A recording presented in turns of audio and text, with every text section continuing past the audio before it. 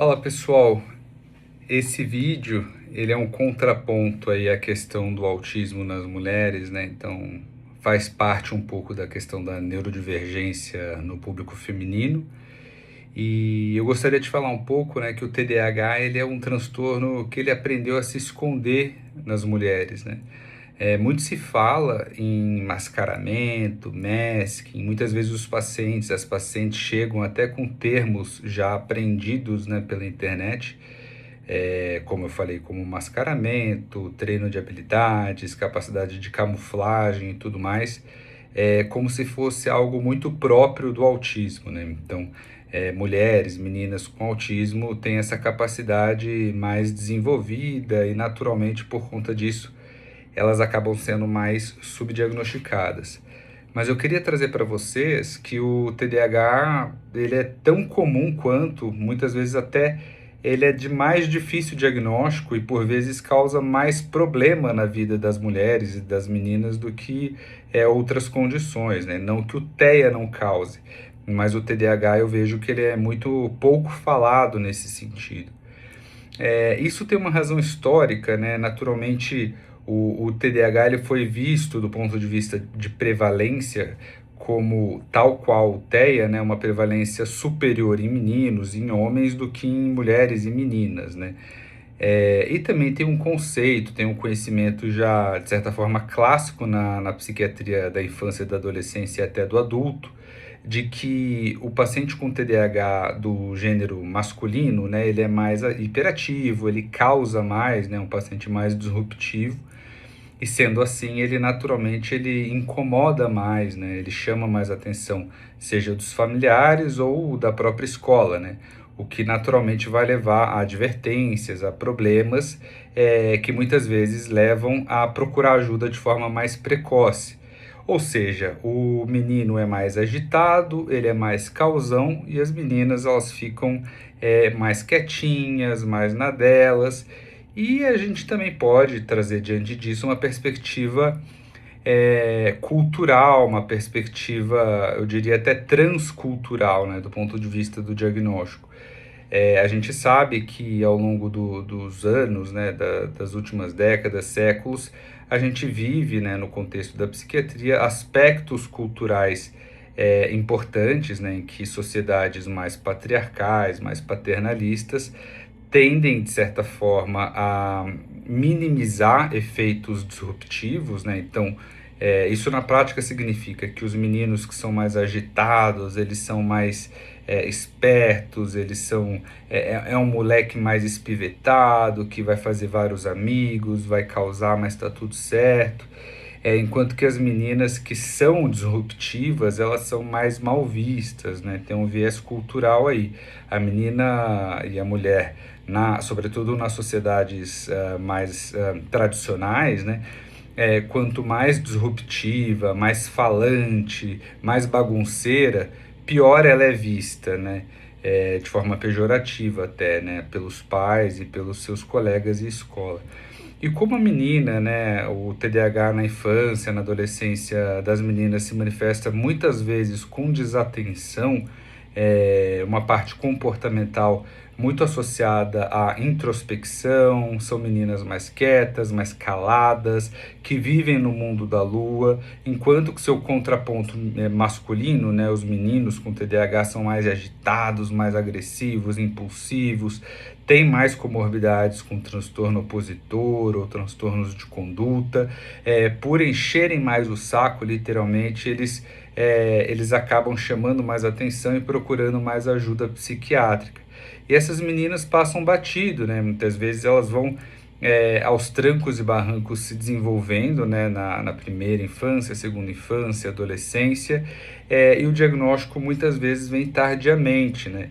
E eu vejo muito isso no consultório, o diagnóstico dessas mulheres, né? Que aí já tem sua maioridade do ponto de vista etário, muitas vezes eles se veem com 20, 30, 40 anos, por vezes até sendo diagnosticadas quando o filho é diagnosticado. Então, são mulheres que têm os seus filhos, né, sua prole, primeiro, segundo filho, que se pensa que possa ter um TDAH, e ao avaliar a criança, a gente começa a perceber que essa mãe, né, também tem traços, né, e ao conversar com essa mãe, a gente percebe que houveram traços de um TDAH que não foi bem tratado, elucidado e diagnosticado numa idade mais precoce, né?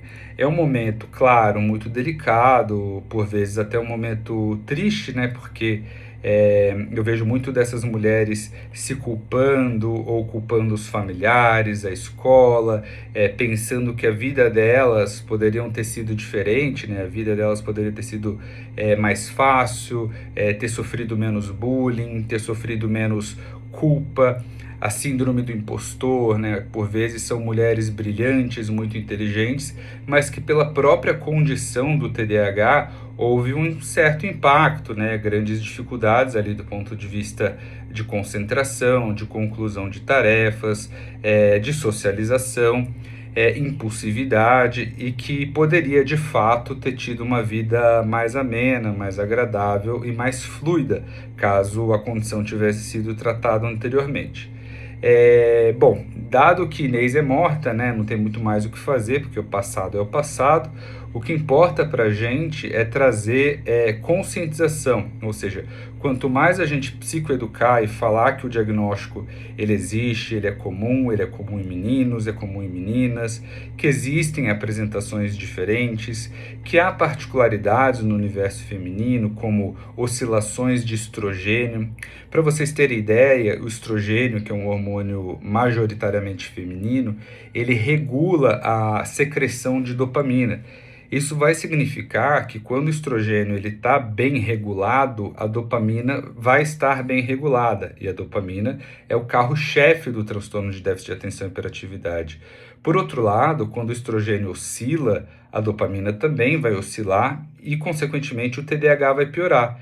Isso significa, né, vocês já devem ter pensado, que a mulher tem alguns pontos na sua trajetória que isso é muito evidente, ou seja, a gente tem a TPM, a gente tem os períodos menstruais em que o estrogênio vai oscilar e, consequentemente, a dopamina também.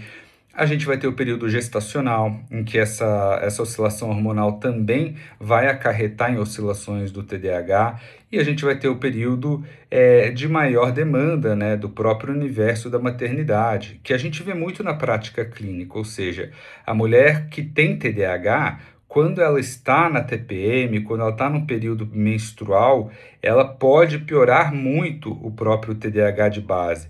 A mulher que tem TDAH, quando ela está gestante, ela também pode piorar muito o TDAH. Não só isso, quando ela tem o seu filho, tem a sua prole, quando ela é inserida no mercado de trabalho, ou seja, além de ter que cuidar da casa, ter que cuidar dos próprios filhos e ter que lidar com essa oscilação e essa bomba oscilatória de estrogênio e de demais hormônios que, de certa forma, estão implicados na oscilação da dopamina, que, como eu falei, é o hormônio-chefe do TDAH, são períodos muito críticos ali na vida da mulher em que o TDAH pode piorar. Ou seja, na prática clínica, quem tem TDAH, as mulheres que têm TDAH, elas podem ficar mais TDAH na TPM, mais TDAH na gestação, e pode piorar ainda mais o TDAH quando estão submetidas a esforço, a grandes demandas, né? Períodos como residência médica em pacientes mulheres médicas, inserção no mercado de trabalho e competitividade com homens, criar filhos, né? Então aquela dupla, tripla jornada de ter que se preocupar e criar filho, questão hormonal, amamentação, e ao mesmo tempo ter que trabalhar, ao mesmo tempo ter que cuidar da casa. Ou seja, o TDAH na mulher, ele tem sutilezas, ele é diferente, a gente vê que ele é subdiagnosticado e a apresentação clínica ela é um pouco mais variável, né, a depender sobretudo de questões hormonais, questões da vida e culturais também, né. A gente não pode se esquecer de que a gente vive uma sociedade em que as mulheres elas são demandadas profissionalmente igualmente ou mais que os homens, por exemplo, com salários reduzidos e com cargas duplas, triplas de trabalho, porque além do trabalho convencional, elas precisam cuidar de um bebê, cuidar da casa, e isso implica num gasto energético e de concentração que vai fazer com que o TDAH se torne pior. Por isso, a gente precisa trazer psicoeducação, orientar e ficar mais atento com as nossas mulheres pacientes com TDAH. Essa informação, eu queria deixar um abraço aí, boa semana a todos.